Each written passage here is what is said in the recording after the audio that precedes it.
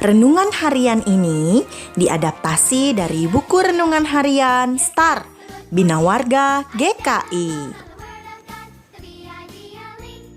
Hai adik-adik, lilin kecil kita hari ini adalah mana yang firman Tuhan. Diambil dari Kisah Para Rasul 13 ayat 4 sampai 12. Demikian firman Tuhan. Oleh karena disuruh Roh Kudus, Barnabas dan Saulus berangkat ke Seleukia, dan dari situ mereka berlayar ke Siprus. Setiba di Salamis mereka memberitakan firman Allah di dalam rumah-rumah ibadat orang Yahudi.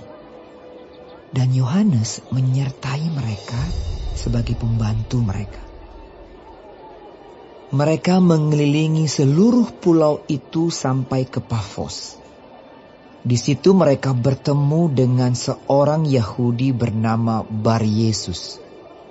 Ia seorang tukang sihir dan nabi palsu. Ia adalah kawan gubernur pulau itu, Sergius Paulus, yang adalah orang cerdas. Gubernur itu memanggil Barnabas dan Saulus karena ia ingin mendengar firman Allah. Tetapi Elimas, demikianlah namanya dalam bahasa Yunani, tukang sihir itu, menghalang-halangi mereka dan berusaha membelokkan gubernur itu dari imannya. Tetapi Saulus, juga disebut Paulus, yang penuh dengan Roh Kudus, menatap dia dan berkata, "Hai anak iblis, engkau penuh dengan rupa-rupa tipu muslihat dan kejahatan. Engkau musuh segala kebenaran. Tidakkah engkau akan berhenti membelokkan jalan Tuhan yang lurus itu? Sekarang, lihatlah, tangan Tuhan datang menimpa engkau, dan engkau menjadi buta.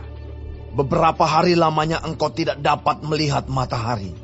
Dan seketika itu juga orang itu merasa diliputi kabut dan gelap. Dan sambil meraba-raba, ia harus mencari orang untuk menuntun dia. Melihat apa yang telah terjadi itu, percayalah gubernur itu. Adik-adik, berkali-kali iblis mencoba memutarbalikkan kebenaran firman Tuhan. Mari kita lihat gambar-gambar ini.